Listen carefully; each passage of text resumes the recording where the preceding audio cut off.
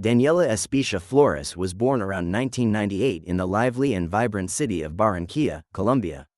She was the fourth of 5 children raised by a woman named Janice Patricia Flores, who, according to some records, brought them up with the support of her own mother and the affection of other family members. We were unable to find information regarding Daniela's father. However, those close to her described Daniela as a cheerful, energetic, and outgoing young woman.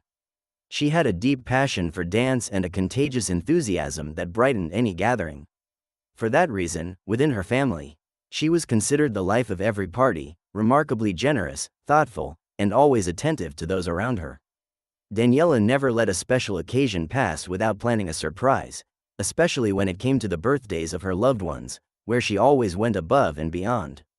As time went on, Daniela grew up, and at the age of 13, she began a romantic relationship with a boy 5 years her senior, whom she had known since childhood. His name was Deimer Diaz Mendoza. There is limited information available about Deimer. Very little is known about his parents or early life. However, based on his age difference from Daniela, it is estimated that he was born around 1993. He also lived with his grandmother, though the details of his upbringing and family environment remain unclear. In his youth, he attempted to pursue an education at the National Learning Service, SENA, an institution in Colombia that offers free technical training. However, he was unable to complete his studies. According to Daniela's family, she and Deimer lived very close to each other and essentially grew up together. As children, they shared countless games and outings, and over time, their friendship blossomed into something more. By the time they reached adolescence, their bond had evolved into love. Despite their young age, after some time dating, Daniela and Deimer got married and started a family. Daniela became a mother for the first time before turning 16, and 3 years later, she welcomed her second daughter. Motherhood profoundly changed her life. Overnight, her responsibilities multiplied, forcing her to mature far earlier than most. While other girls her age were out shopping, going to the movies, dancing, or enjoying social outings, Daniela was at home taking care of her children. Her priorities shifted drastically, and the carefree days of her youth became a thing of the past.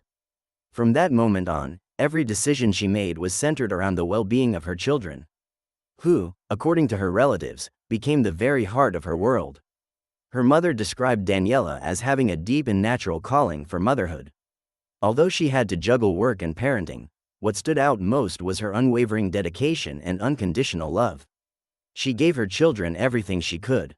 Despite her limited resources, Daniela always ensured her children received the attention and care they needed. In contrast, Deimer was the complete opposite. He was known for being violent, impulsive, and obsessive, as well as a user of illegal substances. From the very beginning of their relationship, he subjected Daniela to abuse, which grew increasingly evident and dangerous over time. According to several testimonies, he repeatedly threatened to take her life, leaving her in a constant state of fear, one few fully understood. As time passed, the situation became unbearable, and the violence escalated to unimaginable levels. Unable to endure anymore, Daniela made the brave decision in 2018 to separate from Deimer, hoping to find peace for herself and her children. However, the separation did not mark the end of her torment. Determined to rebuild her life, Daniela secured a job as a sales advisor at a mobile phone store and planned to resume her studies in hopes of pursuing a university degree.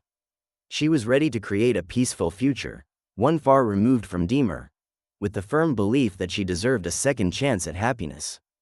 Unfortunately, the separation was marred by tension and extreme episodes of violence, forcing Daniela to seek legal protection and file multiple reports of domestic abuse.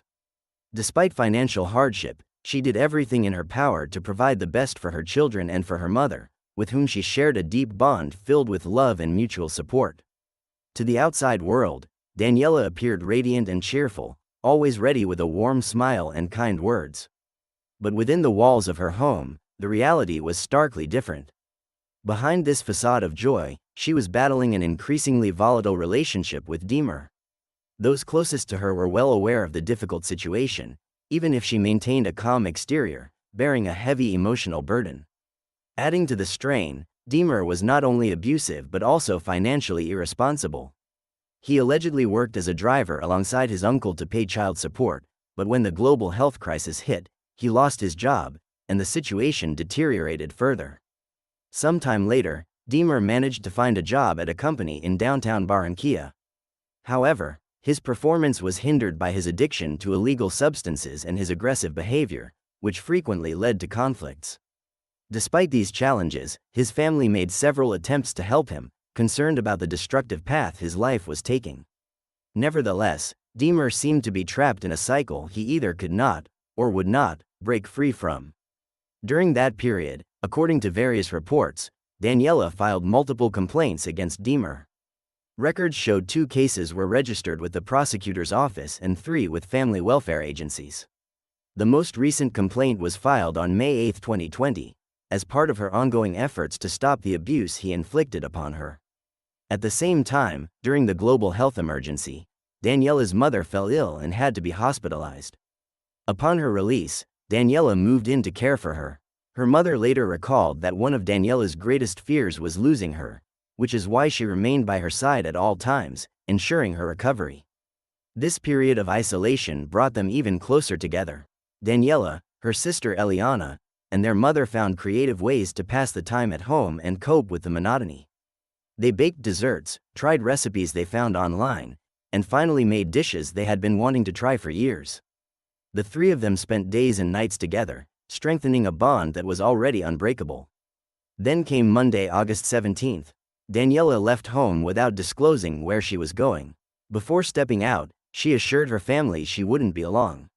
She walked down the stairs near her home with confident steps and stopped at a neighbor's house, the same woman who often helped her look after the children. Trusting that she would be back soon, Daniela left her kids there, unaware that it would be the last time she would see them.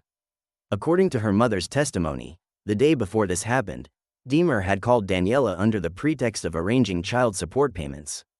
Tired of his persistent demands to meet and determined to set a clear boundary, Daniela was firm in maintaining her distance. She told him bluntly that if he genuinely wished to fulfill his responsibilities as a father, he would have to find another way to send the child support. She had no interest in seeing him again, nor in giving him another chance to reconnect. However, somehow Deer managed to persuade her. Something in his words made her relent and agree to meet, unaware that this decision would irrevocably alter the course of her life. Just hours later, that same day, Daniela's mother received a phone call no one should ever have to answer. On the other end of the line, in a chillingly cold voice, Deer confessed to something horrific. He had taken Daniela's life. His words were dry, emotionless, devoid of the slightest remorse, as though the gravity of his actions held no meaning. Janice was paralyzed by the horror of what she heard, her world instantly collapsing. Though Deer had previously issued similar threats, saying he would call them after killing Daniela, deep down, Janice still clung to the hope that this time, it wasn't true. Gripped by fear, the family alerted the authorities and began a frantic search across hospitals and aid centers, hoping to find Daniela alive, perhaps injured but safe. That hope, however, was short-lived. Later that same afternoon, the police contacted the family and requested their presence at the city morgue. The body of a young woman had been found in a residential motel in downtown Barranquilla, and the description matched Daniela's. When they arrived, their worst fears were confirmed. Daniela's body was there, but none of her personal belongings were found at the scene. Her purse, mobile phone, and clothes were missing. Employees of the establishment reported that Daniela had entered the motel accompanied by a man. Initially, nothing seemed unusual. Many couples frequented the place. But concern began to grow when, 2 hours later, the man left alone and Daniela never emerged from the room. And yet, before leaving, according to the staff at the motel, the man stopped at the reception, where one of the employees casually asked if his companion would be staying longer. With unsettling calmness, he replied that the young woman would be leaving shortly after finishing changing. He then left the premises hastily, offering no further explanation. As time passed and there was still no sign of movement from the room, the staff grew concerned. They knocked several times but received no answer. The unease intensified, and they ultimately decided to open the door, revealing a horrifying scene. Daniela lay on the bed, covered by a sheet, with a large bloodstain around her and a pillow placed over her head. When the first authorities arrived, they found her body without clothing, and a broken bottle cap lay on the floor. The evidence suggested that the assailant had used the bottle to strike Daniela in the chest, causing a fatal wound. Afterward, it appeared he had used a pillow to suffocate her. Upon identifying the body, Daniela's mother immediately pointed to Deer as the perpetrator, a suspicion confirmed by hotel staff who recognized him without question. Despite the evidence and testimonies linking Deer to the crime, the police did not arrest him immediately. Daniela's family feared he might evade responsibility or even harm others, as they considered him an extremely dangerous man. While Deimer was not arrested right away, the police continued their investigation. They were able to piece together a timeline of the events. According to their findings, Daniela and Deimer had entered the motel shortly before noon, and security cameras captured them arriving. These images became crucial to the investigation. Approximately 2 hours later, Deer was seen. He left alone, taking Daniela's purse with him. This visual evidence proved crucial in reconstructing the final moments of the young woman's life. According to the investigators, there were prior incidents of domestic violence, which provided a solid foundation to determine the motive for the crime. It was at this point that Deimer was identified as the prime suspect, and authorities issued a warrant for his arrest. However, by then, it was too late. He had already fled. Daniela's family was devastated, and the news of her murder caused widespread grief among those who knew her, as well as among those who heard her story. Amidst these moments of anguish, on August 19, the young woman was laid to rest in a local cemetery. Through tears, her mother shared memories of their time together, highlighting how extraordinary her daughter had been and the immense void her absence had left. For the woman, it was impossible to stop thinking about the vitality Daniela had radiated, and how her absence now weighed heavily on her soul. The suffering also deeply affected Daniela's 2 children, who were the most impacted by the entire situation. The youngest, just 2 years old, could not understand what had happened but refused to eat. The older child, at that time, had not yet been informed of the tragic events. But he was already beginning to sense the absence of his mother.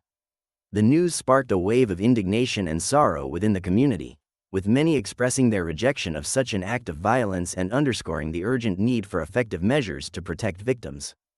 Especially since Daniela had already made several reports, the country's media outlets picked up the case, providing extensive coverage and bringing the issue of violence against women to the forefront of public debate.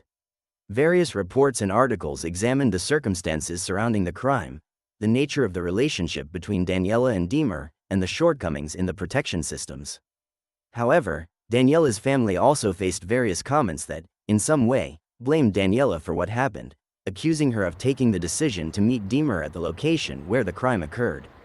These accusations added an additional burden to the family's mourning, forcing them to cope not only with the loss of Daniela but also with her re-victimization. Amidst the outcry and the shock caused by the news, the Attorney General of the nation at the time offered a reward of approximately $1,300 for anyone who could provide information leading to Deimer's capture. By that point, investigations and the questioning of witnesses had revealed that the man had contacted his relatives asking for clothes and money in order to escape. It seems that a phone conversation took place in a neighborhood store, where Daniela and Deimer had once lived, and was overheard by some neighbors. In response, the authorities remained on high alert to locate the man and had set up a hotline for anyone who could offer useful information. Furthermore, around that time, Deimer's family suddenly left the neighborhood, disappearing without a trace. This only increased the desperation and helplessness of Daniela's loved ones, who feared the crime would go unresolved. On August 22 of that same year, family and friends of Daniela staged a peaceful protest near her residence. Their message was clear and resolute. They demanded justice, insisting that the crime not go unpunished, and calling for an end to violence against women. "We are here, all of us, to speak for her, to demand justice, justice, justice, justice," they cried. "We ask for justice, no more impunity for these crimes that are killing us, silencing us, and leaving us sidelined as a vulnerable, insecure, and oppressed gender." This initiative arose from the efforts of Daniela's friends and a cousin, who were not only devastated by the loss of Daniela but also fearful of Deer remaining free. Lurking in the neighborhood, 4 days later, Deer's eldest uncle, an employee at a food company, spoke about the drama his family was enduring after the man took Daniela's life. He stated that his family, too, had become victims of the tragedy, with Deer's 76-year-old grandmother and her sisters being forced to leave their home due to fear of retaliation. According to his words, he empathized with the pain and loss that Daniela's loved ones were experiencing, especially with her 2 young children now left motherless. He emphasized that his family vehemently condemned the crime, stating they had no knowledge of Deer's whereabouts but would immediately turn him in to the authorities if they found him. With emotion and near tears, he confessed that they had no idea where his nephew was, but assured that if they discovered his location, they would call the police to have him arrested. He expressed his family's desire for Deer to surrender and face the consequences of his actions, hoping to bring some peace to his own family. He denied any involvement in providing money or clothing to aid Deer's escape and clarified that they wished to engage with Daniela's family in a respectful manner, as the children, too, were their relatives. On September 6, nearly 20 days after the crime, authorities finally managed to capture Deer. The news came as a surprise, with an unexpected twist. He wasn't apprehended for the murder of Daniela, but rather for allegedly robbing someone in Bogotaa. Once he was charged with this theft, authorities discovered an outstanding arrest warrant for him related to aggravated femicide, issued by the prosecutor's office.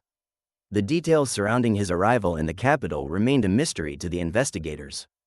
They didn't know how he had traveled from Barranquilla to Bogotaa, but his presence coincided with the reopening of interdepartmental transport and national flights. This suggested that he might have taken advantage of the lifting of restrictions to flee and evade justice.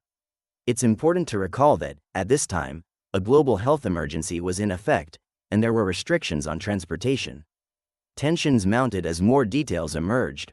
Deer had managed to elude justice for nearly 3 weeks but seemed to have let his guard down, perhaps believing he could continue evading capture. His arrest not only brought relief to Daniela's family but also fueled the outrage of those who feared the crime would go unpunished. When he was apprehended, he was with another criminal and carrying 2 cell phones and a gold chain that belonged to Daniela. The most alarming part was that Deer attempted to avoid identification by presenting a false identity document in the name of Hector Daniel Parra Martinez. It wasn't until several hours after his arrest that investigators uncovered his true identity and discovered that the documents he had provided were not his own. From that moment on, Deer faced the police on charges of theft, forgery of public documents, and, in addition, for the femicide of Daniela. On the same day, during a virtual hearing held from Barranquilla, despite the overwhelming amount of evidence against him, Deimer shamelessly refused to take responsibility for Daniela's murder. The prosecutor presented videos showing his entry into the motel with her, his time at the reception, and his hasty departure. However, Deer remained steadfast in his denial, and the judge ruled for his preventive detention in prison. It wasn't until August 12, 2021, that, after reaching a pre-agreement with the prosecution, he accepted his responsibility and was sentenced to 34 years in prison. The case never went to trial, but the evidence was irrefutable. The videos and testimonies placed Deer with Daniela, and he was eventually incarcerated to serve his sentence. The young woman's family finally received justice, which helped them close this painful chapter. They are now focused on ensuring that her 2 children have the best life possible and that they never forget their mother. Well, folks, that's it for today's video. This was a very shocking case, one that ultimately received justice. With evidence that was overwhelmingly incriminating against this man, the best thing he did was admit his guilt, although there was no trial. Many thought the 34-year prison sentence was somewhat lenient, but considering Deer's age and the realities of prison life, I don't believe he will ever walk free. Let's hope that's the case because, in the end, he is a danger to everyone. He is a threat to society and someone who should not be on the streets. If you enjoyed this video, please leave me a like and a comment below. A comment with a few words or a phrase would be especially helpful, as a single word won't contribute much to the algorithm. If you're unsure what to say, why not leave me a tongue twister? How was your day? Any plans? Anything at all? That small gesture would mean a lot to the channel. Remember to give it a thumbs up and subscribe if you haven't already. That's it for today. See you in the next case. Goodbye.